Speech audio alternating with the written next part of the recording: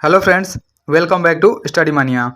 इस वीडियो में हम लोग खाकी सीरीज का प्रैक्टिस सेट नंबर 20 को डिस्कस करने वाले हैं और यह खाकी सीरीज का सबसे लास्ट सेट है। शुरू करते हैं।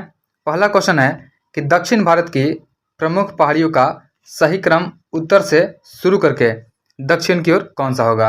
यहाँ पे दक्षिण भारत की जो मुख्य पहाड़ियाँ हैं उनका उत्तर से दक्षिण का क्रम बताना है। तो इसमें सबसे पहले हो जाता है नल्ला मलाई। तो नल्ला मलाई ऑप्शन सी हो जाएगा हमारा। सबसे पहले नल्ला मलाई पहाड़ी हो जाएगा, फिर उसके बाद जवादी पहाड़ी हो जाएगा, उसके बाद नीलगिरी पहाड़ी हो जाएगा और सबसे लास्ट में अन्नामलाई पहाड़िया हो जाएगा। देखिए नल्ला मलाई पहाड़ी जो है यह आंध्र प्रदेश और तेलंगाना के बीच में सीमा बनाती है। उसके बाद ये पहाड़िया जो है कृष्णा और पेन्नार नदी के बीच में स्थित है। उसके बाद है जवादी पहाड़ी। तो जो जवादी पहाड़िया है तो जवादी पहाड़िया तमिलनाडु राज्य में स्थित है और पहाड़ियों की रानी के नाम से विख्यात नीलगिरी पहाड़िया जो है पूर्वी घाट और पश्चिमी घाट के मिलन स्थल पर अवस्थित है। और उसके बाद है अन्नामलाई पहाड़िया। तो जो अन्नामलाई पहाड़िया है यह केरल और तमिलनाडु के सीमा पर स्थित है और ये चारों पहाड़ियाँ मुख्यतः आंध्र प्रदेश, तेलंगाना, तमिलनाडु और केरल राज्यों में क्रमशः उत्तर से दक्षिण की ओर क्रम से अवस्थित है। नेक्स्ट है अगला क्वेश्चन है क्वेश्चन नंबर 2। दूसरा क्वेश्चन है कोरी क्रीक भारत के किस भाग में अवस्थित है। तो कोरी क्रीक जो है यह कच्छ के रण में अवस्थित है। ऑप्शन डी हमारा राइट आंसर हो जाएगा। यह एक दलदली भूमि है जो भारत एवं पाकिस्तान की सीमा के पास स्थित है और इस पर भारत का नियंत्रण है। नेक्स्ट है अगला क्वेश्चन है क्वेश्चन नंबर 3। तीसरा क्वेश्चन है कि निम्न में से कौन सी ब्रह्मपुत्रा की सहायक नदी है। तो ब्रह्मपुत्रा की सहायक नदी दिबांग हो जाएगा, कामेंग हो जाएगा और लोहित, तीनों जो हो जाएगा ब्रह्मपुत्रा का सहायक नदी हो जाएगा। हमारा ऑप्शन हो जाएगा डी 1, 2, 3 तीनों सही दिया हुआ है। देखिए दिबांग जो है अरुणाचल प्रदेश के दिबांग घाटी जिले और लोअर दिबांग घाटी जिले में प्रवाहित होती है और यह ब्रह्मपुत्रा की प्रमुख सहायक नदी है। और कामेंग जो है यह अरुणाचल प्रदेश के तवांग जिले में पूर्वी हिमालय की पहाड़ियों से निकलती हुई यह नदी अरुणाचल प्रदेश के कामेंग नाम से तथा असम में जिया भरली नाम से जानी जाती है। एक है लोहित नदी। तो लोहित जो है पूर्वी तिब्बत में जयालचू पर्वत श्रेणी से निकलती है और यह नदी ब्रह्मपुत्र की एक सहायक नदी है और उग्र एवं अनियंत्रित यह नदी जो है खून की नदी के नाम से जानी जाती है। इसे लोहित नदी बोलते हैं। नेक्स्ट है अगला क्वेश्चन है क्वेश्चन नंबर 4। देखिए चौथा क्वेश्चन दिया हुआ है कि इंटर ट्रॉपिकल कंजर्वेंस जोन जो है ITCZ एक निम्न वायुदाब पट्टी स्थित है। तो यह स्थित है भूमध्य रेखा के नज़दीक स्थित है। ऑप्शन डी हमारा राइट आंसर हो जाएगा। नेक्स्ट है अगला क्वेश्चन है क्वेश्चन नंबर 5।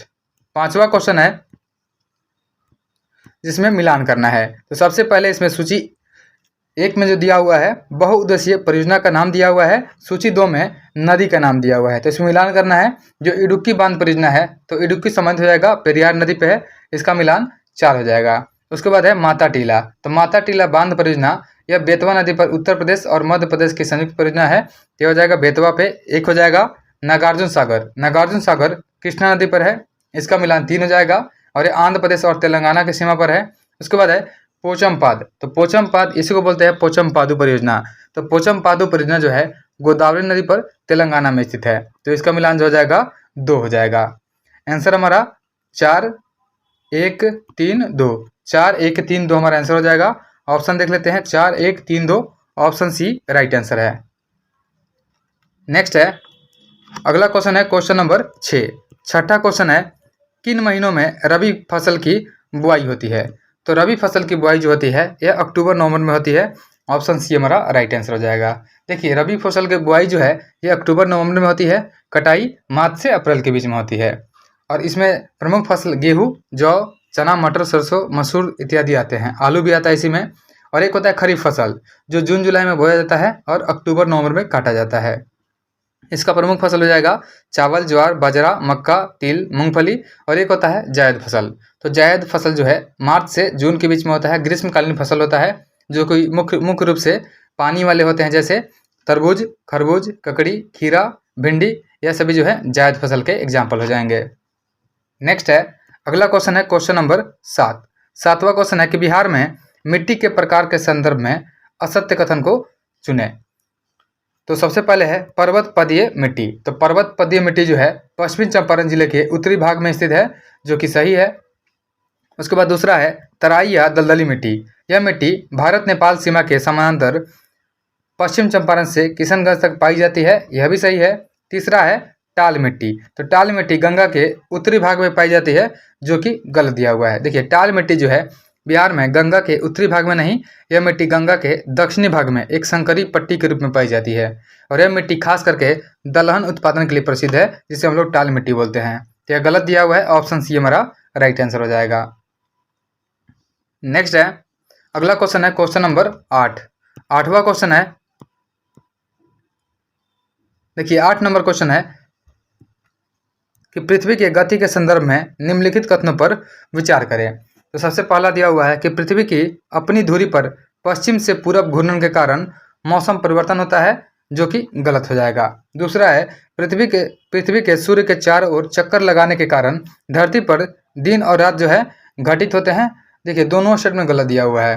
पृथ्वी के अपनी धुरी पर पश्चिम से पूरब दिशा के घूर्णन के कारण धरती पर दिन और रात घटित होते हैं, जबकि पृथ्वी के सूर्य के चारों ओर दीर्घवृत्तीय कक्षा में परिक्रमा लगाने तथा अपने कक्ष पर 23.5 डिग्री झुकाव होने के कारण पृथ्वी पर मौसम परिवर्तन होता है।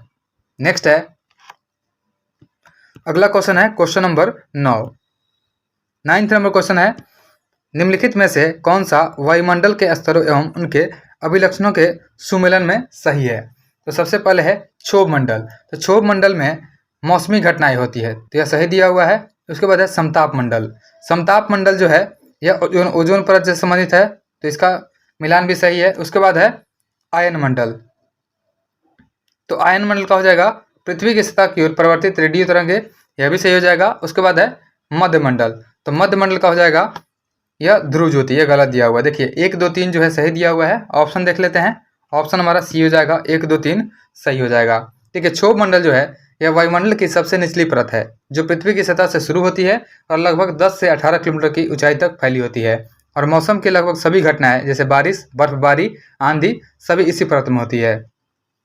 एक होता है समताप मंडल, तो समताप मंडल जो है लगभग 50 किलोमीटर की ऊंचाई तक फैला हुआ है, और इस परत में ओजोन परत मौजूद है, जो सूर्य से आने वाली हानिकारक पराबैंगनी किरणों को अवशोषित करती है। उसके बाद है एक है मध्य मंडल, तो मध्य मंडल जो है यह समताप मंडल के ऊपर स्थित है और लगभग 85 किलोमीटर की ऊंचाई तक फैली हुई है, और इस परत में तापमान ऊंचाई के साथ घटते जाता है। एक होता है थर्मोस्फीयर, जिसको हम लोग मध्य मंडल के ऊपर स्थित है, और थर्मोस्फीयर 600 किलोमीटर से भी अधिक ऊंचाई तक फैला हुआ है, और इस परत में तापमान जो है बहुत अधिक होता है, और यह परत उपग्रहों के लिए महत्वपूर्ण क्षेत्र है। और एक होता है बहिर्मंडल यानी एक्सोस्फीयर, तो एक्सोस्फीयर जो है थर्मोस्फीयर के ऊपर स्थित है, और बहिर्मंडल वायुमंडल की सबसे बाहरी परत है, और यह परत धीरे धीरे अंतरिक्ष में विलीन होती जाती है। नेक्स्ट है अगला क्वेश्चन है क्वेश्चन नंबर 10। 10 नंबर क्वेश्चन है कि हिंद महासागर और लाल सागर को कौन सी जल संधि जोड़ती है। तो हिंद महासागर और लाल सागर को आब अल मंदेव जल संधि जोड़ती है। बाब अल मंदेव, ऑप्शन ए हमारा राइट आंसर हो जाएगा। देखिए हिंद महासागर जो है अदन की खाड़ी, जो हिंद महासागर में अदन की खाड़ी स्थित है, तो गल्फ ऑफ अदन और लाल सागर को बाब अल मंदेव जल संधि जोड़ती है। और भी जल संधि आप लोग याद रखिएगा, जैसे हरमुज दिया हुआ है यहाँ पे, तो हरमुज जल संधि जो है यह फारस की खाड़ी और ओमान की खाड़ी को जोड़ती है। उसके बाद एक होता है बोस्पोरस जल संधि, तो बोस्पोरस जल संधि जो होता है यह काला सागर और मरमर सागर को जोड़ता है। उसके बाद होता है मलक्का जल संधि, तो मलक्का जल संधि अंडमान सागर और दक्षिण चीन सागर को जोड़ता है। नेक्स्ट है अगला है क्वेश्चन नंबर 11। 11 नंबर क्वेश्चन है कि निम्न में से कौन सा सही सुमेलित नहीं है, यानी गलत दिया हुआ है। पहला है चिनुक, तो चिनुक जो है स्थानीय पवन है संयुक्त राज्य अमेरिका का, जो कि सही हो जाएगा। यह कनाडा तथा अमेरिका में रॉकीज पर्वत के पूर्व में ढाल के सहारे उतरने वाली स्थानीय पवन है, तो पहला सही दिया हुआ है। उसके बाद दूसरा है सिरोको, तो सिरोको सहारा मरुस्थल से उत्तर पूर्व दिशा में भूमध्य सागर की ओर चल करके सिसिली, स्पेन आदि क्षेत्रों में प्रविष्ट होती है, तो यह भी सही हो जाएगा। उसके बाद तीसरा है ब्लिजार्ड, तो ब्लिजार्ड जो है यह ध्रुवीय हवा है, इसका प्रवाह जो है दक्षिण ध्रुव क्षेत्र साइबेरिया, कनाडा और उसके बाद संयुक्त राज्य अमेरिका में है, और चिली इसके अंतर्गत नहीं आता है, तो यह गलत हो जाएगा, क्योंकि यह दक्षिण अमेरिका में है लेकिन यह जो है उत्तरी अमेरिका में आता है, तो तीसरा गलत हो जाएगा। उसके बाद नॉर्वेस्टर्स जो है यह भारत हो जाएगा। नॉर्वेस्टर्स जो है भारत में चलने वाली मानसून पूर्व तड़ित झंझावात है, जिसे काल बैसाखी भी बोला जाता है, यह भारत में होता है, यह भी सही दिया हुआ है। तो तीसरा गलत है। यहाँ पूछा गया कौन सुमेलित नहीं है, ऑप्शन सी हमारा राइट आंसर हो जाएगा। नेक्स्ट है, अगला क्वेश्चन है क्वेश्चन नंबर 12। निम्न में से कौन जापान के 4 प्रमुख द्वीपों का सही उत्तर दक्षिण क्रम प्रस्तुत करता है? तो जापान के प्रमुख 4 द्वीपों का उत्तर से दक्षिण की तरफ बताना है। तो सबसे पहले हो जाएगा उत्तर में होकाइडो, फिर उसके बाद होन्शु हो जाएगा, उसके बाद तीसरे नंबर पे शिकोकू हो जाएगा और फिर उसके बाद क्यूशू हो जाएगा। ऑप्शन डी हमारा राइट आंसर हो जाएगा। देखिए होन्शु जो है सबसे बड़ा है और इसे जापान की मुख्य भूमि के रूप में जाना जाता है। और क्यूशू जो है, क्यूशू द्वीप, यह जापान के मुख्य द्वीपों से दक्षिण पश्चिम भाग में ज्यादातर उपोष्णकटिबंधीय जलवायु वाला क्षेत्र है और यह अपने सक्रिय ज्वालामुखी के लिए जाना जाता है। और शिकोकू जो है जापान के प्रमुख द्वीपों में सबसे छोटा हो जाएगा शिकोकू। नेक्स्ट है क्वेश्चन नंबर 13 है, जिसमें मिलान करना है। सबसे पहले सूची 1 में दिया हुआ है, सूची 1 में स्वर्णिम त्रिकोण। तो स्वर्णिम त्रिकोण जो हो जाएगा, इसका मिलान हो जाएगा हमारा कि दक्षिण पूर्व एशिया का अफीम उत्पादक जो क्षेत्र है उसको स्वर्णिम त्रिकोण यानी गोल्डन ट्रायंगल बोलते हैं। उसके बाद बरमूडा ट्रायंगल, बरमूडा त्रिकोण जो है यह उत्तरी अटलांटिक महासागर में स्थित है, बरमूडा ट्रायंगल, इसका मिलान 4 हो जाएगा। उसके बाद सुदूर पूर्व का चावल का कटोरा, यह हो जाएगा म्यांमार हो जाएगा चावल का कटोरा। उसके बाद रेड बेसिन है, तो रेड बेसिन बोलते हैं, चीन सागर को बोलते हैं हम लोग रेड बेसिन। तो हमारा आंसर जो हो जाएगा यह 2 4 1 3, 2 4 1 3 हमारा राइट आंसर हो जाएगा। ऑप्शन देख लेते हैं, 2 4 1 3 ऑप्शन बी हमारा राइट आंसर हो जाएगा। नेक्स्ट है अगला क्वेश्चन है क्वेश्चन नंबर 14। 14 नंबर क्वेश्चन है कयाल क्या है? तो कयाल जो है यह केरल के लेगून होते हैं। ऑप्शन डी हमारा राइट आंसर हो जाएगा। केरल में स्थित है लेगून झीलों को कयाल बोलते हैं और यहाँ कई कयाल यानी लेगून पाए जाते हैं, जैसे पुन्नामाद कयाल है, अष्टमुडी कयाल है, वेमुनाद कयाल है, ये सभी जो है कयाल के उदाहरण है। नेक्स्ट है अगला क्वेश्चन है क्वेश्चन नंबर 15। 15 नंबर क्वेश्चन है, सूची 1 और 2 को इसमें मिलाना है। सबसे पहले सूची 1 में जो है प्राचीन स्थल के नाम है और सूची 2 में पुरातत्वीय खोज का नाम दिया गया है। तो सबसे पहला है लोथल। तो लोथल जो हो जाएगा ये गोदीवाड़ा के लिए फेमस था, तो इसका हो जाएगा मिलान 2 हो जाएगा गोदीवाड़ा। यह खंबात की खाड़ी के निकट स्थित है। उसके बाद है कालीबंगा। तो कालीबंगा जो है राजस्थान के हनुमानगढ़ जिले के घग्गर नदी के किनारे स्थित है, जहाँ से जूते हुए खेतों का साक्ष्य मिला है, तो इसका मिलान जो हो जाएगा 1 हो जाएगा। उसके बाद है धौलावीरा। तो धौलावीरा जो है गुजरात के धौलावीरा से हड़प्पा लिपि के बड़े आकार के 10 चिन्हों वाला एक शिलालेख मिला है, तो हो जाएगा हमारा हड़प्पा कालीन लिपि के बड़े 10 चिन्हों वाला एक शिलालेख। उसके बाद बनवाली जो है, बनावली हरियाणा के फतेहाबाद जिले में है बनवाली, यहाँ से पक्की मिट्टी की बनी हुई हल की प्रतिकृति मिली है, तो इसका मिलान जो हो जाएगा हमारा 3 हो जाएगा। हमारा राइट आंसर हो जाएगा इसका 2 1 4 3।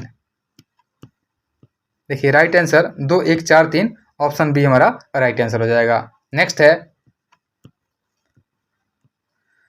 क्वेश्चन नंबर 16 है कि निम्नलिखित में से किसने वज्जी संघ को हरा करके मगध साम्राज्य में मिला लिया? तो वज्जी संघ को हरा करके मगध साम्राज्य में अजात शत्रु के द्वारा मिलाया गया था। ऑप्शन डी हमारा राइट आंसर हो जाएगा। देखिए वैशाली जो है वज्जी संघ का प्रमुख गणराज्य था और यहाँ के शासक लिच्छवी थे। बिंबिसार के समय से ही मगध एवं वज्जी संघ में मनमुटाव था, जो अजात शत्रु के समय में संघर्ष में बदल गया था। निर्यावली सूत्र से ज्ञात होता है कि उस समय लिच्छवी गण का प्रधान जो था चेटक था और उसने 9 लिच्छवियों, 9 मल्लों और 18 गणराज्यों को एकत्र करके मगध नरेश के विरुद्ध एक सम्मिलित मोर्चा तैयार किया था।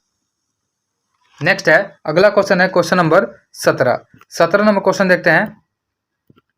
17 नंबर क्वेश्चन है कि अशोक के जो प्रमुख शिलालेख संगम राज के विषय में हमें बताते हैं उनमें सम्मिलित है, तो उनमें एक हो जाएगा, दूसरा शिलालेख हो जाएगा और एक 13वां हो जाएगा। ऑप्शन सी राइट आंसर हो जाएगा। देखिए अशोक का जो दूसरा शिलालेख है यह दक्षिण भारतीय राज्यों चोल, पांड्य, उसके बाद सतयुपुत है, केरलपुत सहित ताम्रपर्णी यानी श्रीलंका की सूचना दी है, जबकि 13वां शिलालेख में चोल, पांड्य और ताम्रपर्णी का उल्लेख मिलता है। नेक्स्ट है अगला क्वेश्चन है क्वेश्चन नंबर 18। निम्न कथनों पर विचार कीजिए, उपयुक्त में से कौन सा कथन सही है? तो सही स्टेटमेंट को चूज करना है। सबसे पहले दिया हुआ है इसमें कि फायान एक चीनी तीर्थयात्री था जो हर्ष के शासनकाल में आया था। देखिए यहाँ पे गलत दिया हुआ है क्योंकि ह्वेनसांग जो है हर्ष के शासनकाल में ह्वेनसांग आया था, तो पहला स्टेटमेंट गलत हो जाएगा। उसके बाद दूसरा है ह्वेनसांग एक चीनी बौद्ध भिक्षु थे जिन्होंने चंद्रगुप्त द्वितीय के शासनकाल के दौरान भारत का दौरा किया था, तो यह भी गलत हो जाएगा। तो दोनों गलत दिए हुए हैं, हमारा ऑप्शन हो जाएगा इनमें से कोई नहीं, ऑप्शन डी हमारा राइट आंसर हो जाएगा। नेक्स्ट है अगला क्वेश्चन है क्वेश्चन नंबर 19। प्रसिद्ध कवि अमीर खुसरो निम्नांकित में किस बादशाह के दरबार से संबंधित है? तो अमीर खुसरो जो है यह गयासुद्दीन बलबन के दरबार से संबंधित है, ऑप्शन बी हमारा राइट आंसर हो जाएगा। अमीर खुसरो नसरुद्दीन महमूद बलबन कैकुबाद क्यूमर्स जलालुद्दीन खिलजी अलाउद्दीन खिलजी शिहाबुद्दीन उमर मुबारक शाह उसके बाद नसरुद्दीन खुसरो शाह गयासुद्दीन तुगलक तथा मोहम्मद बिन तुगलक के शासनकाल के अंतर्गत रहा है। और अमीर खुसरो जो है अलाउद्दीन खिलजी का दरबारी कवि था। 1325 ईस्वी में मोहम्मद बिन तुगलक के सत्ता संभालने के वर्ष में ही अमीर खुसरो की मृत्यु हो गई और वहीं सूफी संत निजामुद्दीन औलिया के शिष्य रहे थे। नेक्स्ट है अगला क्वेश्चन है क्वेश्चन नंबर 20। भारत में चिश्तिया सूफी मत को किसने स्थापित किया था? तो भारत में चिश्तिया सूफी मत को ख्वाजा मोइनुद्दीन चिश्ती ने स्थापित किया था, ऑप्शन बी हमारा राइट आंसर हो जाएगा। नेक्स्ट है अगला क्वेश्चन है क्वेश्चन नंबर 21। 21 नंबर क्वेश्चन है कि भारत के इतिहास के संदर्भ में अब्दुल हमीद लाहौरी कौन थे? तो भारत के इतिहास के संदर्भ में अब्दुल हमीद लाहौरी जो थे यह शाहजहां के शासन में एक राजकीय इतिहास कर रहे थे, ऑप्शन बी हमारा राइट आंसर हो जाएगा।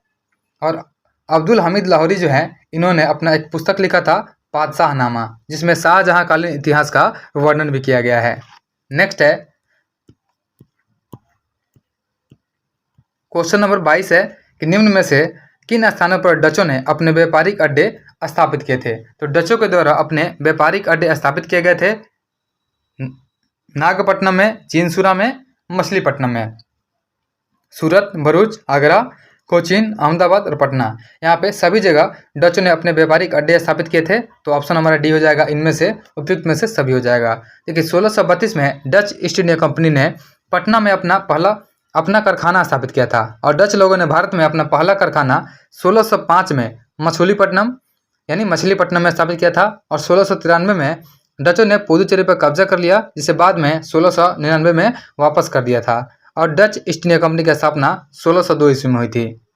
नेक्स्ट है अगला क्वेश्चन है क्वेश्चन नंबर 23। निम्न युग्मों में से कौन सा एक सही सुमेलित नहीं है? तो इनमें कौन सा गलत है उसको चूज करना है। सबसे पहला है पिट्स इंडिया एक्ट। तो पिट्स इंडिया एक्ट जो है 1784 में आया था, वारेन हेस्टिंग्स के काल में आया था, जो कि सही दिया हुआ है। उसके बाद डॉक्ट्रिन ऑफ लैप्स, तो डॉक्ट्रिन ऑफ लैप्स जो है यह लाया गया था डलहौजी के काल में, तो यह भी सही दिया हुआ है। उसके बाद है वर्नाक्यूलर प्रेस एक्ट। तो वर्नाक्यूलर प्रेस एक्ट जो है यह कर्जन के काल में नहीं आया था, यह आया था लिटन के काल में, तो वर्नाक्यूलर प्रेस एक्ट गलत हो जाएगा, कर्जन दिया हुआ है। तो पूछा गया कौन सुमेलित नहीं है, तो ऑप्शन सी सुमेलित नहीं है, ऑप्शन सी राइट आंसर हो जाएगा। और इल्बर्ट बिल जो है यह रिपन के काल में आया था। नेक्स्ट है अगला क्वेश्चन है क्वेश्चन नंबर 24। महाराष्ट्र के किस सुधारक को लोकहितवादी कहा जाता है? तो लोकहितवादी गोपाल हरि देशमुख को कहा जाता है, ऑप्शन डी हमारा राइट आंसर हो जाएगा। देखिए पेशे की दृष्टि से यह न्यायाधीश रहे थे गोपाल हरि देशमुख। 1880 ईस्वी में गवर्नर जनरल की काउंसिल के सदस्य भी रहे थे और ये महान समाज सुधारक तथा बौद्धिक चिंतक थे। इन्होंने बौद्धिक दृष्टिकोण का परिष्कार करने तथा देश की समस्याओं का समाधान करने के लिए लोगों के सम्मुख आत्मनिर्भर बनने तथा पश्चिमी शिक्षा की आवश्यकता का पक्ष प्रस्तुत भी किया था। नेक्स्ट है अगला क्वेश्चन है क्वेश्चन नंबर 25। 25 नंबर क्वेश्चन है कि एम के गांधी के अनुसार अछूतों का सामाजिक आर्थिक सुधार संपन्न किया जा सकता है, तो यह उनके लिए कुटीर उद्योग स्थापित करके किया जा सकता है, ऐसा गांधी जी मानते थे। ऑप्शन डी हमारा राइट आंसर हो जाएगा। नेक्स्ट है अगला क्वेश्चन है क्वेश्चन नंबर 26। 26 नंबर क्वेश्चन है कि गांधी के दांडी मार्च के संदर्भ में निम्न में से कौन सा कथन असत्य है, यानी कौन सा कथन गलत दिया हुआ है। सबसे पहले है कि दांडी मार्च जो है साबरमती आश्रम से दांडी तक का मार्च था, जो कि सही हो जाएगा। फिर उसके बाद दूसरा है नमक कर का विरोध करना इसका विशेष प्रयोजन था, यह भी सही है। तीसरा है साबरमती नदी के किनारे पहुंचकर गांधी ने नमक बनाया था, जो कि गलत दिया हुआ है। तो यहाँ पे तीसरा स्टेटमेंट गलत हो जाएगा, ऑप्शन सी हमारा राइट आंसर हो जाएगा। देखिए गांधी जी ने नमक को इस आंदोलन का प्रमुख मुद्दा बनाया था, क्योंकि सरकार ने एक अत्यावश्यक वस्तु की बिक्री को कंट्रोल कर रखा था और उस पर टैक्स लगा दिया था, जिसका गरीबों पर अत्यधिक प्रतिकूल प्रभाव पड़ा था। और 12 मार्च 1930 को गांधी जी ने दांडी मार्च शुरू किया और साबरमती आश्रम से चुने हुए साथियों के साथ वह सत्याग्रह के लिए कूच किए थे। और यहाँ पे एक और चीज गलत दिया हुआ है, साबरमती नदी के किनारे पहुंच करके गांधी ने नमक बनाया था, जो कि गलत है। तो यह समुद्र तट पर पहुंच करके इन्होंने नमक बनाया था। तो ऑप्शन सी हमारा राइट आंसर हो जाएगा। नेक्स्ट है, अगला क्वेश्चन है क्वेश्चन नंबर 27। जर्मनी के एकीकरण में सबसे महत्वपूर्ण भूमिका निभाने वाले व्यक्ति कौन थे? तो जर्मनी के एकीकरण में सबसे महत्वपूर्ण भूमिका निभाने वाले व्यक्ति हो जाएंगे Otto von Bismarck. Option B हमारा राइट आंसर हो जाएगा। इसलिए जर्मनी का एकीकरण जो है 1871 में हुआ था और इस प्रक्रिया में ऑटो वन बिस्मार्क जो एशिया के चांसलर थे, मतलब इसको एशिया नहीं प्रेसिया बोलते थे, प्रेसिया के चांसलर थे, इन्होंने महत्वपूर्ण भूमिका निभाई थी और उन्होंने ही रक्त और लौह नीति का माध्यम से एशिया के नेतृत्व में जर्मन राज्य को एकजुट किया था। नेक्स्ट है, अगला क्वेश्चन है क्वेश्चन नंबर 28। 28 नंबर क्वेश्चन है कि द्वितीय विश्व युद्ध के दौरान ऑपरेशन बारबोसा का उद्देश्य क्या था? तो द्वितीय विश्व युद्ध के दौरान ऑपरेशन बारबोसा जो हुआ था उसका उद्देश्य था सोवियत संघ पर आक्रमण करना। ऑप्शन बी हमारा राइट आंसर हो जाएगा। नेक्स्ट है, अगला क्वेश्चन है क्वेश्चन नंबर 29।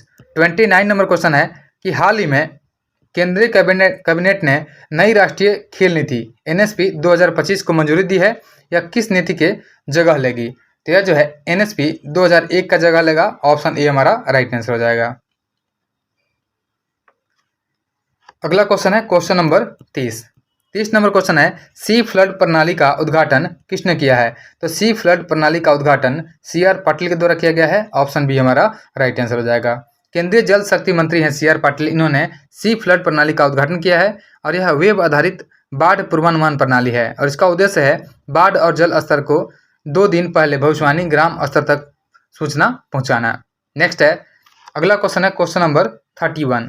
31 नंबर क्वेश्चन है कि समाचार पत्रों की सुर्खियों में रही हाइपरलूप परियोजना के बारे में निम्नलिखित में से कौन सा कथन जो है सही नहीं है?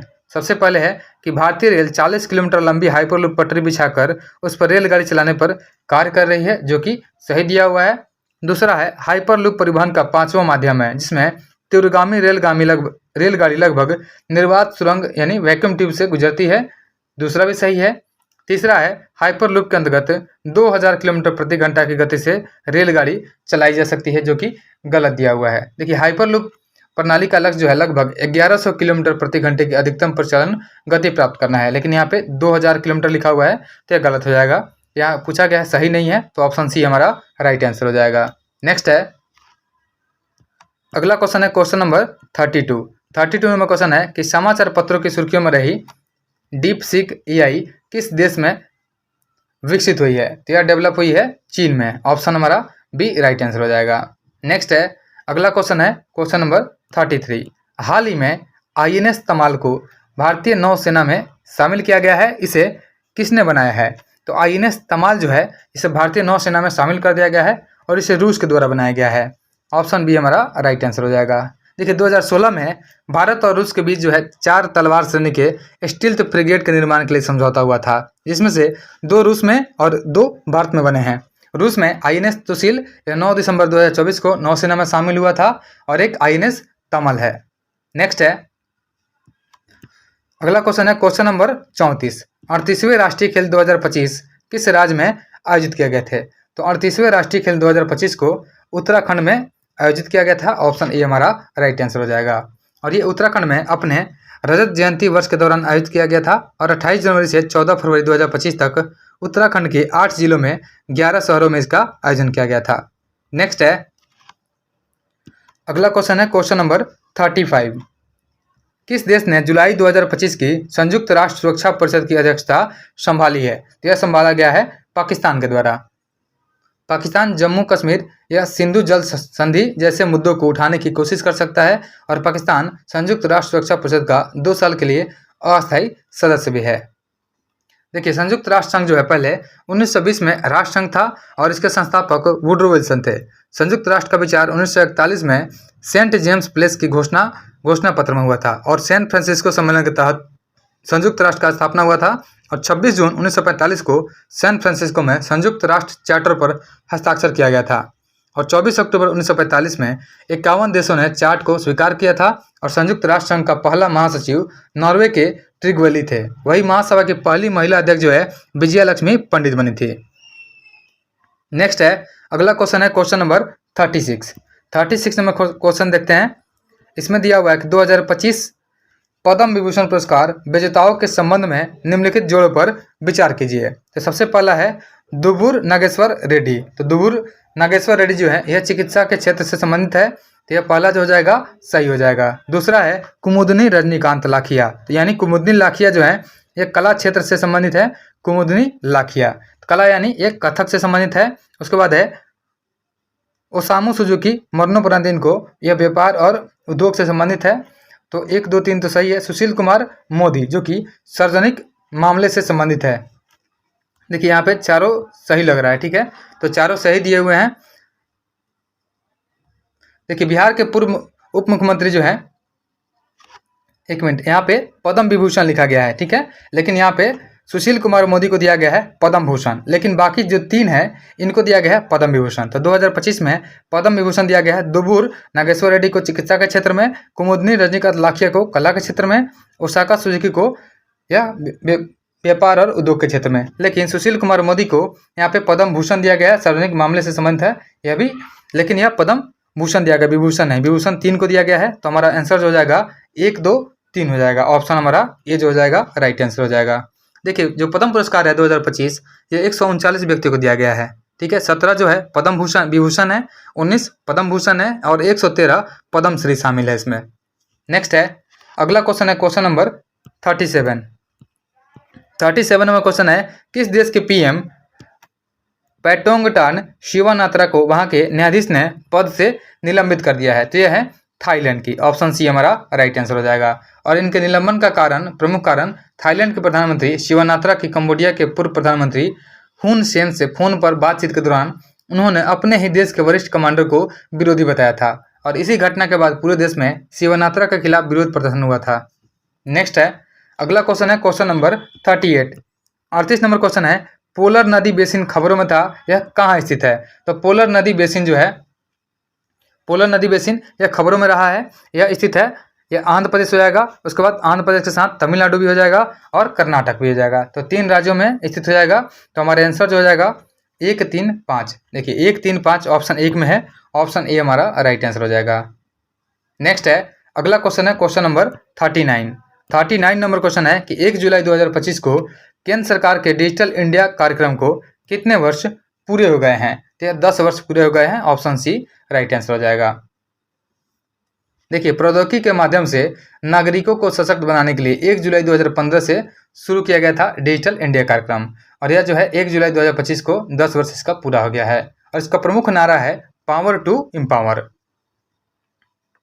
नेक्स्ट है अगला क्वेश्चन है क्वेश्चन नंबर 40 नंबर क्वेश्चन है कि संयुक्त राज्य अमेरिका के 47वें राष्ट्रपति डोनाल्ड ट्रंप के साथ के शपथ ग्रहण समारोह में भारत का प्रतिनिधित्व जो है किसने किया था। तो यह किया गया था विदेश मंत्री एस जयशंकर के द्वारा। ऑप्शन सी हमारा राइट आंसर हो जाएगा। नेक्स्ट है अगला क्वेश्चन है क्वेश्चन नंबर 41। हाल ही में किसने H2A रॉकेट से जलवायु परिवर्तन निगरानी उपग्रह GOSAT GW प्रक्षेपित किया है। तो यह प्रक्षेपण किया गया है जापान के द्वारा। ऑप्शन बी राइट आंसर हो जाएगा। और यह उपग्रह जो है जलवायु परिवर्तन को कम करने के टोक्यो के प्रयासों का हिस्सा है। नेक्स्ट है अगला क्वेश्चन है क्वेश्चन नंबर 42। निम्नलिखित में से किस राज्य सरकार ने सिंधु घाटी सभ्यता की लिपि को पढ़ने के लिए $10 लाख का पुरस्कार दिए जाने की घोषणा की है। तो यह किया गया है तमिलनाडु गवर्नमेंट के द्वारा।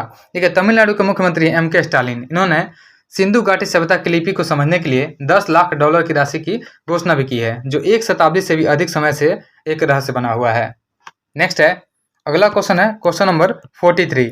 RBI के अनुसार भारत का विदेशी ऋण बढ़कर के $736 बिलियन हो गया है, जो GDP का कितना प्रतिशत है। तो यह GDP का लगभग 19.1% है। ऑप्शन ए हमारा राइट आंसर हो जाएगा। नेक्स्ट है अगला क्वेश्चन है question number 44। Ratapani tiger reserve को देश के 97वें टाइगर रिजर्व के रूप में अधिसूचित किया गया है। यह निम्नलिखित में से किस राज्य में स्थित है। तो रातापानी जो है यह मध्य प्रदेश में स्थित है। ऑप्शन बी हमारा राइट आंसर हो जाएगा। नेक्स्ट है, अगला क्वेश्चन है क्वेश्चन नंबर 45। देखिए, गृह मंत्री अमित शाह जी ने कहाँ पर हल्दी बोर्ड के नए मुख्यालय का उद्घाटन किया है? तो हल्दी बोर्ड के नए मुख्यालय का उद्घाटन निजामाबाद में किया गया है। ऑप्शन सी हमारा राइट आंसर हो जाएगा। और इसका उद्देश्य है कि हल्दी के निर्यात को बढ़ाना और उत्पाद की गुणवत्ता में सुधार करना, और लक्ष्य जो है 2030 तक हल्दी निर्यात को $1 बिलियन तक पहुंचाना। देखिए, निजामाबाद जो है तेलंगाना का एक प्रमुख हल्दी उत्पादक क्षेत्र है और भारत विश्व में हल्दी का सबसे बड़ा उत्पादक और निर्यातक देश भी है। नेक्स्ट है, अगला क्वेश्चन है क्वेश्चन नंबर 46 कि भारत का पहला डायबिटीज बायो बैंक कहाँ स्थापित किया गया है? तो भारत का पहला डायबिटीज बायो बैंक, इसका स्थापना किया गया है चेन्नई में, तमिलनाडु में। ऑप्शन सी हमारा राइट आंसर हो जाएगा। नेक्स्ट है, निम्न में से कौन सांस्कृतिक और शैक्षिक अधिकारों की सही व्याख्या है? तो सांस्कृतिक और शैक्षिक अधिकारों की सही व्याख्या देखते हैं। इसमें से ऑप्शन सी हो जाएगा हमारा कि भाषाई और धार्मिक अल्पसंख्यक अपने बच्चों के लिए विद्यालय खोल सकते हैं और उनके लिए इन विद्यालय को आरक्षित कर सकते हैं। ऑप्शन सी हमारा राइट आंसर हो जाएगा। देखिए, भारतीय संविधान का जो अनुच्छेद 30 है, इसमें सांस्कृतिक और शैक्षणिक अधिकारों के संरक्षण का प्रावधान किया गया है। अगला क्वेश्चन है क्वेश्चन नंबर 48 नंबर क्वेश्चन है कि निम्न पर विचार कीजिए, इसमें उपयुक्त में से कौन से मूल कर्तव्य है? तो मूल कर्तव्य को चूज करना है। पहला है महिलाओं के सम्मान के विरुद्ध प्रचलित कुप्रथाओं का परित्याग करना, यह मूल कर्तव्य हो जाएगा। उसके बाद है उपाधियों का अंत। देखिए, उपाधियों का अंत जो है यह मूल कर्तव्य नहीं है, यह आर्टिकल 18 में दिया हुआ है उपाधियों का अंत। उसके बाद है प्राकृतिक पर्यावरण का रक्षण और संवर्धन करना, यह भी हो जाएगा। तो 1 और 3 जो हो जाएगा हमारा आंसर होना चाहिए, ऑप्शन हमारा सी राइट आंसर हो जाएगा। नेक्स्ट है, अगला क्वेश्चन है क्वेश्चन नंबर 49। निम्न में कौन सी शक्ति राष्ट्रपति को प्राप्त नहीं है? देखिए, पहला है संसद के दोनों सदनों के सत्रों का आह्वान जो है यह राष्ट्रपति के द्वारा किया जाता है। उसके बाद है संसद के सत्र का सत्रावसान। तो संसद के सत्र का सत्रावसान जो है यह भी किया जाता है राष्ट्रपति के द्वारा। संसद का स्थगन, देखिए स्थगन जो है यह राष्ट्रपति के द्वारा नहीं किया जाता है। तो ऑप्शन सी हो जाएगा हमारा कि राष्ट्रपति के द्वारा संसद का स्थगन नहीं किया सकता है। ऑप्शन सी राइट आंसर हो जाएगा। नेक्स्ट है, अगला क्वेश्चन है क्वेश्चन नंबर 50। किसी राज्य के मुख्यमंत्री के संबंध में निम्न में से कौन सा कथन सही नहीं है, यानी गलत दिया हुआ है? सबसे पहले मुख्यमंत्री राज्य की सरकार का वास्तविक प्रधान होता है, जो कि सही है। उसके बाद अगला है मंत्रियों की नियुक्ति राज्यपाल के द्वारा मुख्यमंत्री के परामर्श पर की जाती है, यह भी सही है। तीसरा है मुख्यमंत्री मंत्रिपरिषद की बैठकों की अध्यक्षता करता है, यह भी सही है। चौथा है कि मुख्यमंत्री राज्य की कार्यपालिका का संवैधानिक प्रमुख होता है। देखिए, चौथा स्टेटमेंट गलत है, क्योंकि राज्य की कार्यपालिका का संवैधानिक प्रमुख जो होता है यह राज्यपाल होता है। तो चौथा गलत है, इसमें बोला भी गया कि सही नहीं है। तो ऑप्शन डी हमारा राइट आंसर हो जाएगा। नेक्स्ट है, अगला क्वेश्चन है क्वेश्चन नंबर 51 नंबर क्वेश्चन है कि उच्च न्यायालय के संदर्भ में निम्न में से कौन सा कथन सही है? तो इसमें से सही को चूज करना है। सबसे पहले है कि उच्च न्यायालय का प्रत्येक न्यायाधीश जो है 62 वर्ष की आयु तक पद धारण करता है, जो कि सही है। उच्च न्यायालय का न्यायाधीश जो है भारत के राष्ट्रपति को त्याग पत्र दे सकता है, यह भी सही है। उच्च न्यायालय के न्यायाधीश को उसी प्रकार अपदस्थ किया जा सकता है जिस प्रकार उच्चतम न्यायालय के न्यायाधीश को पद मुक्त किया जाता है, तो यह भी सही है।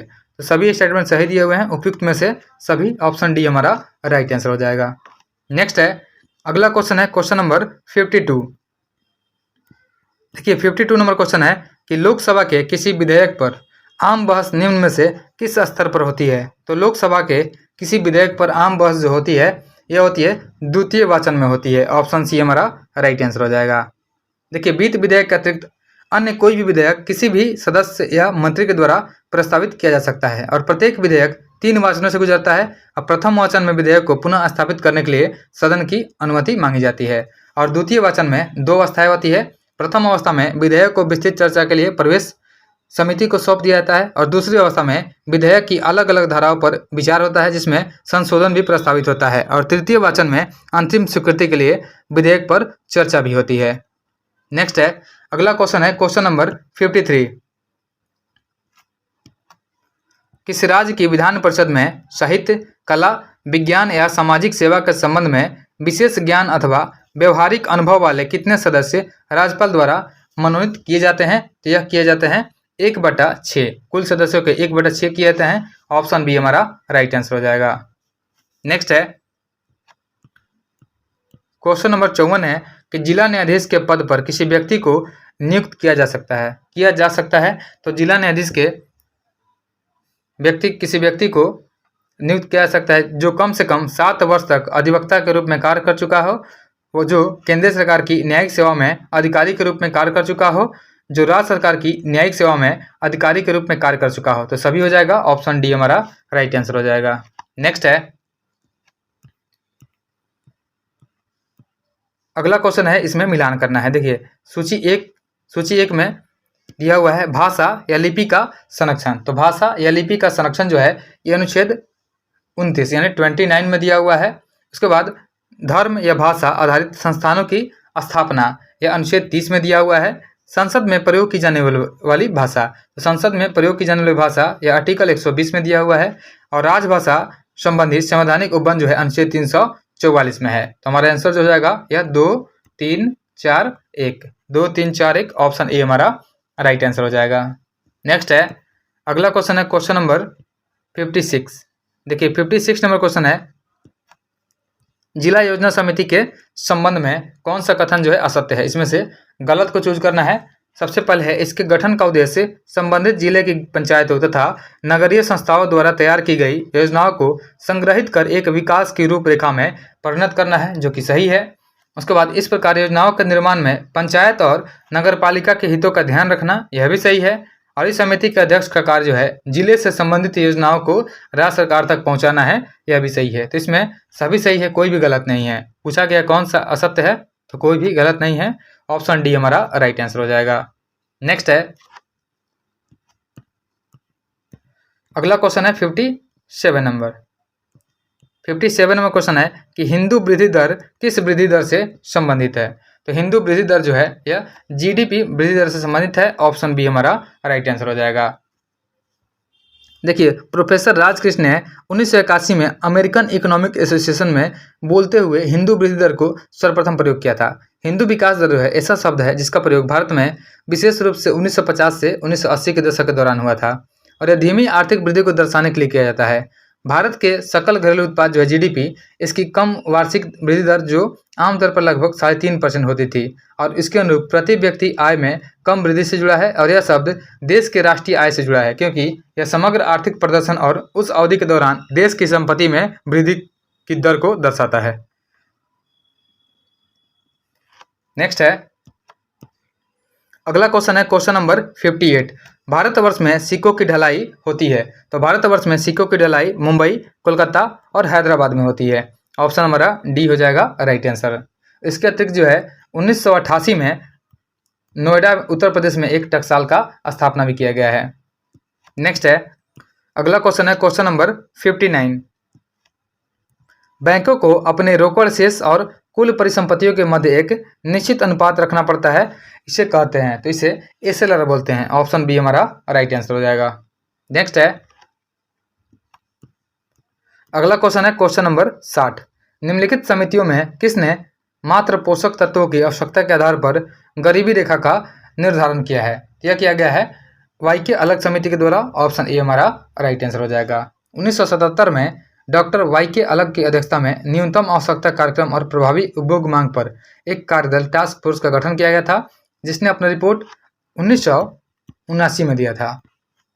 नेक्स्ट है अगला क्वेश्चन है क्वेश्चन नंबर 61। एक देश अपनी मुद्रा के अवमूल्यन का सहारा लेता है। तो एक देश जो है अपनी मुद्रा के अवमूल्यन का सहारा लेता है या व्यापार शेष को ठीक करने के लिए लेता है। ऑप्शन ए हमारा राइट आंसर हो जाएगा। नेक्स्ट है अगला क्वेश्चन है क्वेश्चन नंबर 62। 62 नंबर क्वेश्चन दिया हुआ है कि किसी परिसंपत्ति को गैर निष्पादित परिसंपत्ति यानी एनपीए के रूप में वर्गीकृत किया जाता है जब ब्याज और या मूलधन का भुगतान निम्नलिखित के लिए अति देर रहता है। तो यह हो जाएगा 90 दिन तक रहता है। ऑप्शन बी हमारा राइट आंसर हो जाएगा। यानी आरबीआई के मानदंडों के अनुसार जो है यदि ऋण का भुगतान 90 दिनों के से अधिक समय तक नहीं किया जाता है तो बैंक उसे गैर निष्पादित परिसंपत्ति के रूप में चिन्हित कर देती है। नेक्स्ट है अगला क्वेश्चन है क्वेश्चन नंबर 63। उत्तल लेंस में एक वस्तु को फोकस तथा लेंस के बीच रखते हैं तो बने प्रतिबिंब की स्थिति, प्रकृति तथा आकार क्या होगा? तो इसका हो जाएगा यह वस्तु की ओर जो है काल्पनिक होगा, सीधा होगा और वस्तु से बड़ा हो जाएगा। ऑप्शन ए हमारा राइट आंसर हो जाएगा। देखिए उत्तल लेंस जो होता है, अगर वस्तु उस पर अनंत पर रखेंगे तो यह फोकस पर बनेगा, उसके बाद वास्तविक उल्टा और वस्तु से छोटा हो जाएगा। वक्रता केंद्र और अनंत के बीच में रखेंगे तो लेंस की दूसरी ओर होगा और लेंस की ओर वक्रता केंद्र के बीच वास्तविक उल्टा और वस्तु से छोटा होगा। नेक्स्ट है, अगला क्वेश्चन है क्वेश्चन नंबर 64। प्रयोगशाला के उपकरण में निम्नलिखित में से किस कांच का प्रयोग करते हैं? तो प्रयोगशाला के उपकरण में पायरेक्स कांच का प्रयोग किया जाता है। ऑप्शन बी हमारा राइट आंसर हो जाएगा। नेक्स्ट है, एक मिनट हम लोग कांच के बारे में जान जाते हैं। जैसे एक होता है फ्लिंट कांच, तो फ्लिंट कांच का प्रयोग जो है कैमरा, दूरबीन और लेंस में होता है। एक होता है सोडा कांच, तो सोडा कांच का प्रयोग ट्यूबलाइट, बोतल में होता है। पायरेक्स कांच जो होता है प्रयोगशाला में होता है। क्राउन कांच होता है एक विद्युत बल्ब बनाने में होता है। क्रूक्स कांच जो है धूप चश्मा के लेंस बनाने में होता है। पोटास कांच का प्रयोग कांच के बर्तन बनाने में होता है। और मृदु कांच जो है यह परखनली बनाने में किया जाता है। नेक्स्ट है, अगला क्वेश्चन है क्वेश्चन नंबर 65। निम्न का सही मिलान करना है। सबसे पहले पदार्थ है, उसके बाद पीएच मान दिया हुआ है। तो शराब का पीएच मान 2.8 होता है। उसके बाद सिरका का पीएच मान यह 2.4 होता है। लार का पीएच मान जो है 6.5 होता है और रक्त का पीएच मान 7.4 होता है। हमारा आंसर जो हो जाएगा यह हो जाएगा 2, 1, 4, 3। देखिए 2, 1, 4, 3 ऑप्शन बी हमारा राइट आंसर हो जाएगा। नेक्स्ट है, अगला क्वेश्चन है क्वेश्चन नंबर 66।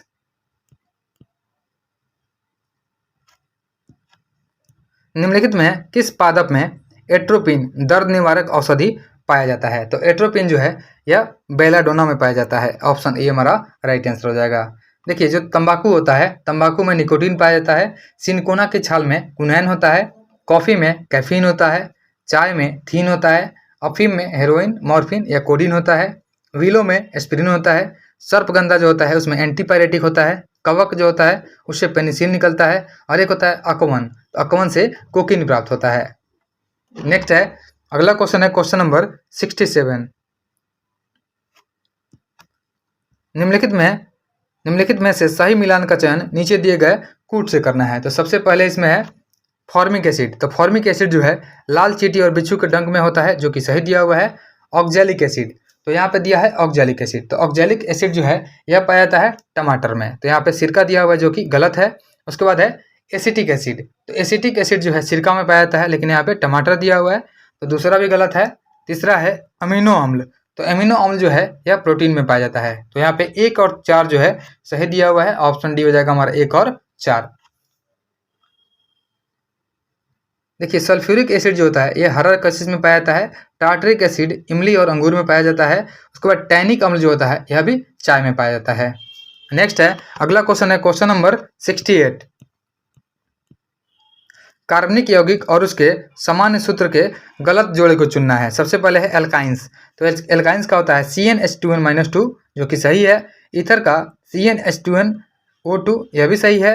एल्कोहल का CnH2n+2O यह भी सही है। उसके बाद है एल्डिहाइड व कीटोन। तो एल्डिहाइड और कीटोन जो होता है इसका होता है CnH2nO होता है, तो यहाँ पे O2 दिया हुआ है, तो यह चौथा जो जाएगा गलत हो जाएगा। तो गलत जोड़ा हमारा ऑप्शन डी राइट आंसर हो जाएगा। नेक्स्ट है, अगला क्वेश्चन है क्वेश्चन नंबर 69। लिटिल लीफ एक पादप रोग है जो जस्ता की कमी से होता है, और यह रोग किस फसल या पादप में होता है? तो यह होता है आम में। ऑप्शन सी हमारा राइट आंसर हो जाएगा। देखिए कुछ रोगों को आप लोग याद रखेंगे। एक होता है ब्लास्ट रोग। तो ब्लास्ट रोग जो होता है यह फफूंद के कारण धान में होता है। खैरा जो होता है यह जस्ता की कमी से धान में होता है। रेड रॉट फफूंद से होता है, गन्ना में होता है। टिक्का रोग जो है यह फफूंद से मूंगफली में होता है। एक होता है ब्लैक आर्म। तो ब्लैक आर्म जो है जीवाणु से होता है और यह कपास में होता है। नेक्स्ट है, अगला क्वेश्चन है क्वेश्चन नंबर 70। निम्नलिखित में से दाब की इकाइयाँ हैं। तो दाब का इकाई इनमें से हो जाएगा हमारा बार हो जाएगा, पास्कल हो जाएगा, टॉर हो जाएगा, एटीएम। देखिए सभी जो हो जाएगा दाब का इकाई हो जाएगा। ऑप्शन डी हमारा राइट आंसर हो जाएगा। नेक्स्ट है, अगला क्वेश्चन है क्वेश्चन नंबर 71। निम्नलिखित कथनों पर विचार कीजिए। तो सबसे पहला दिया हुआ है कि आकाश के नीला दिखने का कारण प्रकाश का प्रकीर्णन है। तो यह सही दिया हुआ है कि आकाश के नीला दिखने के कारण प्रकाश का प्रकीर्णन है।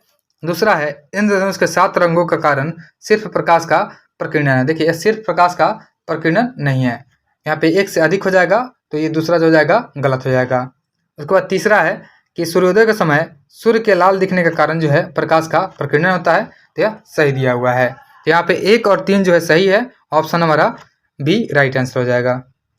नेक्स्ट है अगला क्वेश्चन है क्वेश्चन नंबर 72। निम्न में कौन विद्युत खपत को बढ़ते क्रम में प्रदर्शित कर रहा है? तो विद्युत खपत को बढ़ते क्रम में प्रदर्शित कर रहा है, तो सबसे पहले हो जाएगा पंखा, पंखा से ज़्यादा टेलीविजन, फिर इसके बाद विद्युत प्रेस होता है, फिर उसके बाद इलेक्ट्रिक केतली होता है। ऑप्शन हमारा सी राइट आंसर हो जाएगा। नेक्स्ट है अगला क्वेश्चन है क्वेश्चन नंबर 73। देखिए 73 नंबर क्वेश्चन जो है इसमें मिलान करने के लिए दिया हुआ है, निम्न का सही मिलान करें। सबसे पहले इसमें तत्व का नाम दिया हुआ है और इसका संयोजकता लिखा हुआ है। तो सबसे पहले हो जाएगा सिलिकॉन, तो सिलिकॉन का संयोजकता जो है यह 4 होता है। उसके बाद फ्लोरीन का होता है 1 होता है। एल्यूमिनियम का संयोजकता जो है यह एल्यूमिनियम का 3 होता है और सल्फर का संयोजकता जो होता है यह 2 होता है। देखिए जो सिलिकॉन होता है इसका परमाणु संख्या 14 होता है, इलेक्ट्रॉन का संख्या इसमें 14 हो गया, तो संयोजकता जो होता है इसका 4 होता है। वैसे ही होता है फ्लोरीन, फ्लोरीन का परमाणु संख्या जो होता है 9 होता है और इसका संयोजकता जो है 1 होता है। एल्यूमिनियम जो है इसका परमाणु संख्या 13 है और इसका संयोजकता जो है 3 हो जाएगा। सल्फर का परमाणु संख्या 16 होता है और इसका जो होता है संयोजकता जो होता है यह 2 होता है। तो हमारा मिलान जो हो जाएगा यह हो जाएगा 4 1 3 2। ऑप्शन बी हमारा राइट आंसर हो जाएगा। नेक्स्ट है अगला क्वेश्चन है क्वेश्चन नंबर 74। देखिए 74 नंबर क्वेश्चन है कि हल्दी का उपयोग अक्सर दर्द निवारण के लिए किया जाता है क्योंकि इसमें शक्तिशाली सूजन रोधी और एंटीऑक्सीडेंट गुण होते हैं, क्योंकि इसमें सक्रिय यौगिक होता है, तो होता है करक्यूमिन होता है। ऑप्शन ए हमारा राइट आंसर हो जाएगा। नेक्स्ट है अगला क्वेश्चन है क्वेश्चन नंबर 75।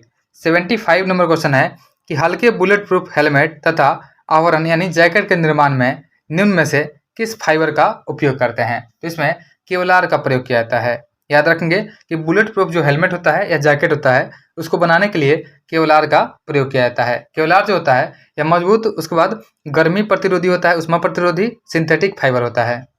नेक्स्ट है अगला क्वेश्चन है क्वेश्चन नंबर 76।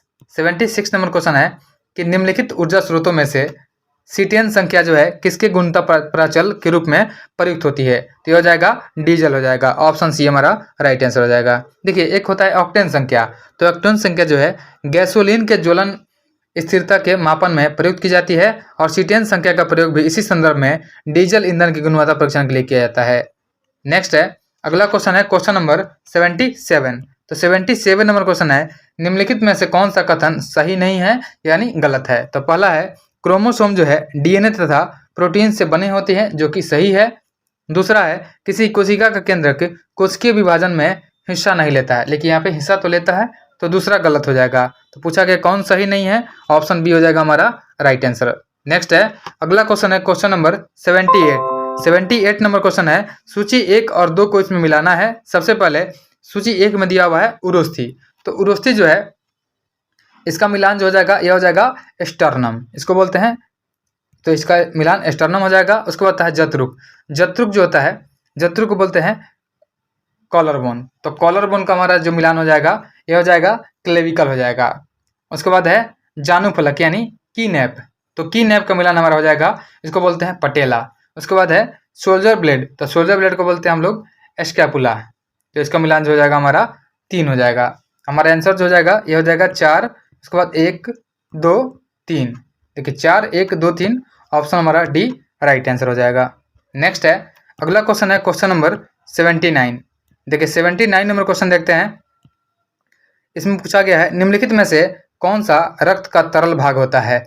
तो रक्त का तरल भाग जो होता है यह प्लाज्मा होता है। ऑप्शन बी हमारा राइट आंसर हो जाएगा। देखिए प्लाज्मा जो होता है लाल रक्त कणिकाएं, श्वेत रक्त कणिकाएं और प्लाज्मा, ये सभी जो है, और प्लेटलेट्स। प्लाज्मा रक्त का भाग जो है इसमें 55% होता है और शेष भाग जो होता है 45% होते हैं। प्लाज्मा में अधिकतर जो होता है लगभग 92 से 95% तक पानी होता है। नेक्स्ट है अगला क्वेश्चन है क्वेश्चन नंबर 80।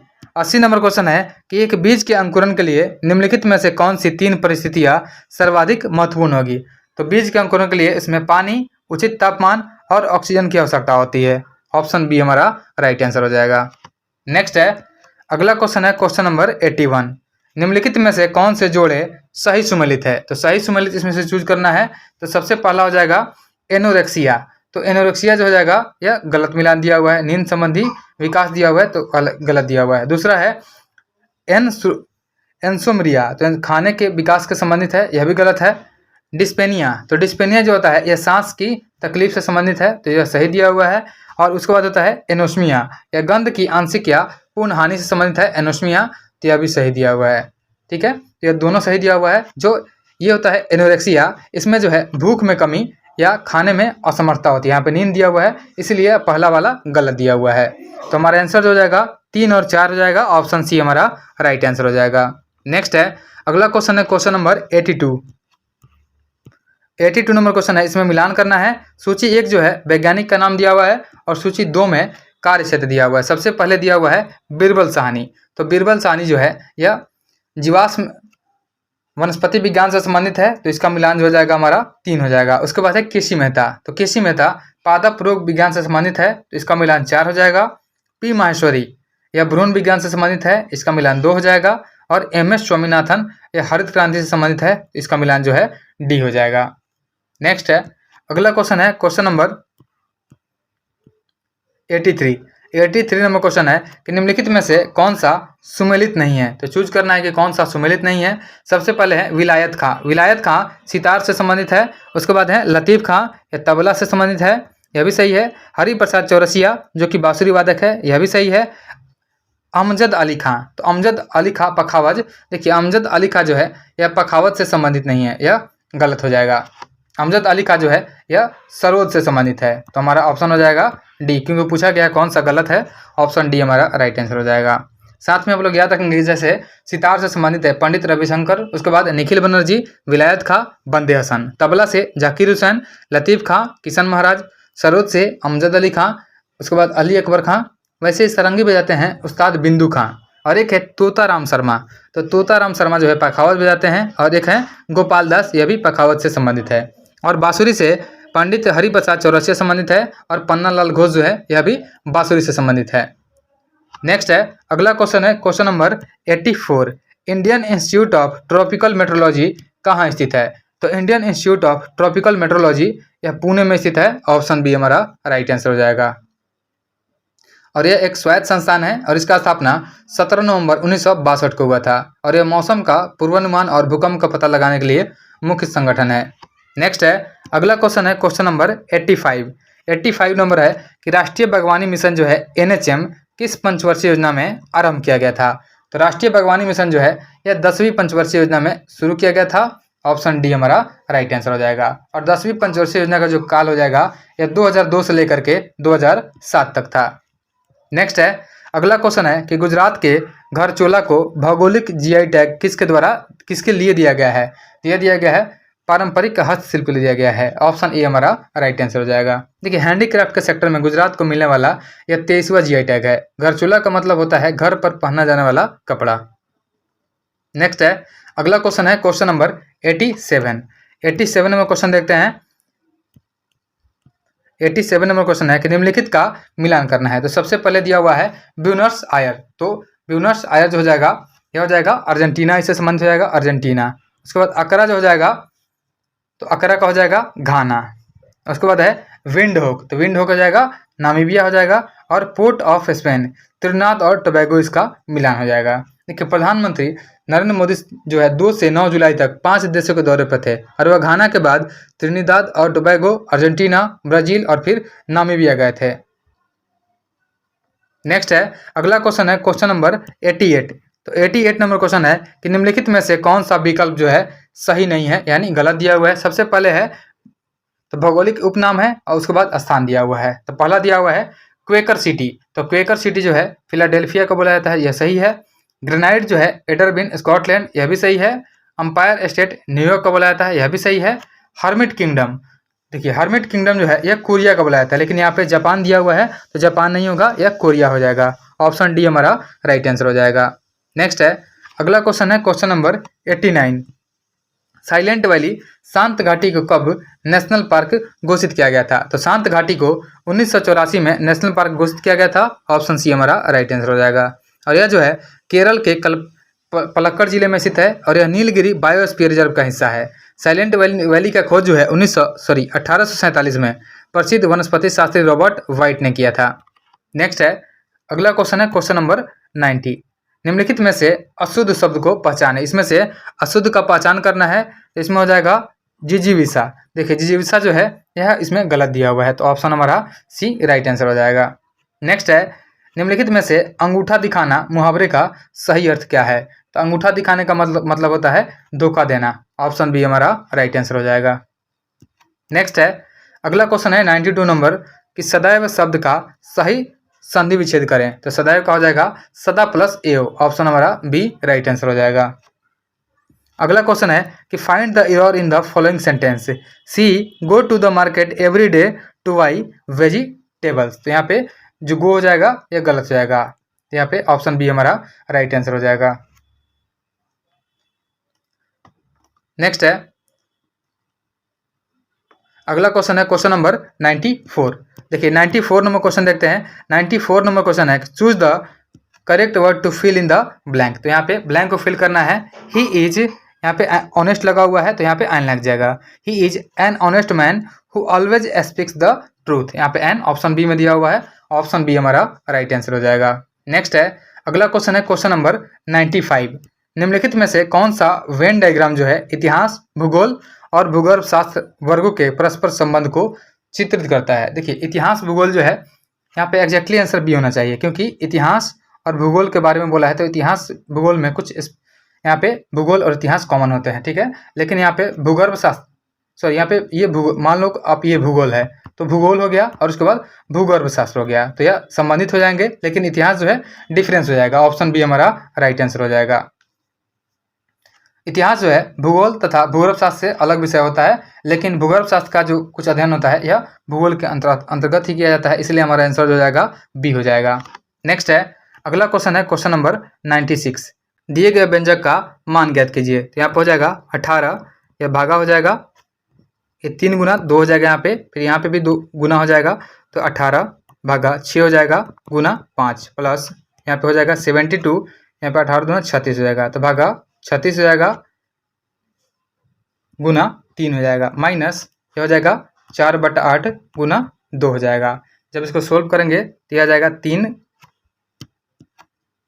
3 गुना 5 हो जाएगा, फिर इसके बाद 2 गुना 3 हो जाएगा और -1 हो जाएगा, ठीक है। ये हो जाएगा 15 + 6 - 1, तो यहाँ पे हमारा आंसर हो जाएगा 20 हो जाएगा। ऑप्शन हमारा ए राइट आंसर हो जाएगा। नेक्स्ट है अगला क्वेश्चन है क्वेश्चन नंबर 97। देखिए 97 में क्वेश्चन है कि एक व्यक्ति योग कर रहा है और उसका सिर जो है नीचे और पाँव जो है ऊपर है और उसका मुंह जो है पश्चिम की ओर है। तो देखिए डायरेक्शन जो होता है ऊपर होता है उत्तर, ठीक है, नीचे होता है दक्षिण, उसके बाद दाहिने जो होता है पूरब होता है और उसके बाद बाएं जो होता है पश्चिम होता है। तो यहाँ पे बोला गया उसका मुंह जो है पश्चिम की तरफ है, तो मुंह हो जाएगा पश्चिम की तरफ हो जाएगा। और उसका बायां हाथ पूछा गया है, सिर नीचे है पाँव ऊपर है, तो उसका मुंह जो है पश्चिम की ओर है, तो उसका बायां हाथ किस दिशा में होगा? तो उसका बायां हाथ जो होगा यह उत्तर दिशा में होगा। ऑप्शन हमारा सी राइट आंसर हो जाएगा। नेक्स्ट है अगला क्वेश्चन है क्वेश्चन नंबर 98। देखिए 98 नंबर क्वेश्चन देखते हैं कि 10 पुरुष जो है किसी काम को 25 दिन में पूरा कर सकते हैं और 12 दिन तक काम करने के बाद 3 और पुरुषों को इस काम में पूरा करने के लिए लगाया जाता है। शेष कार्य जो है कितने दिनों में पूरा हो जाएगा?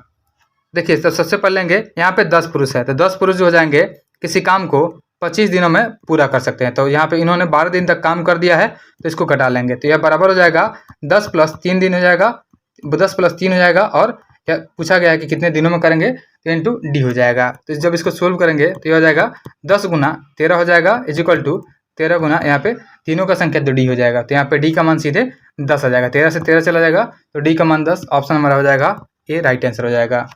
नेक्स्ट है अगला क्वेश्चन है क्वेश्चन नंबर 99। देखिए 99 नंबर क्वेश्चन है कि गाय और मुर्गियों का एक झुंड में पैरों की संख्या सिरों की संख्या के दुगुनों से 14 अधिक है। बताइए इस झुंड में कुल कितनी गाय हैं? देखिए मान लेंगे कि झुंडों में गायों का संख्या जो है, गाय का संख्या जो हो जाएगा 1 हो जाएगा और उसके बाद मुर्गी का संख्या जो हो जाएगा यह 5 हो जाएगा। तो पैरों का संख्या अगर हम देखते हैं तो हो जाएगा, यहाँ पे गाय का x है तो 4x प्लस 2y या पैर का संख्या हो जाएगा, क्योंकि गाय के 4 पैर होते हैं और मुर्गी के 2, तो यहाँ पे 4x प्लस 2y हमारा पैरों का संख्या हो जाएगा, 4x प्लस 2y पैरों का संख्या, और सिरों का संख्या जो हो जाएगा यह हो जाएगा x प्लस y हो जाएगा। तो जब क्वेश्चन के अकॉर्डिंग देखेंगे तो यह हो जाएगा 4x plus 2y is equal to यहाँ पे x प्लस y, यानी दोनों का जोड़ देंगे प्लस 2 से सिरों का संख्या प्लस यहाँ पे 14 हो जाएगा। जब सोल्व करेंगे तो यह आ जाएगा 4x plus 2y is equal to 2x plus 2y plus 14 हो जाएगा। जब आगे सोल्व करेंगे तो यह हो जाएगा 4x minus 2x is equal to 2y minus 2y plus 14। यहाँ पे y वाला पार्ट कट जाएगा तो 2x का मान 14, तो x का मान कितना आ जाएगा, x का मान जो है यह 7 आ जाएगा। तो हमने पहले ही देखा था कि गायों का संख्या जो है हम लोग संख्या x रखे थे, तो x का मान 7 आया है, तो हमारा आंसर जो हो जाएगा यह 7 ही हो जाएगा। ऑप्शन ए हमारा राइट आंसर हो जाएगा। नेक्स्ट है, अगला क्वेश्चन है क्वेश्चन नंबर 100।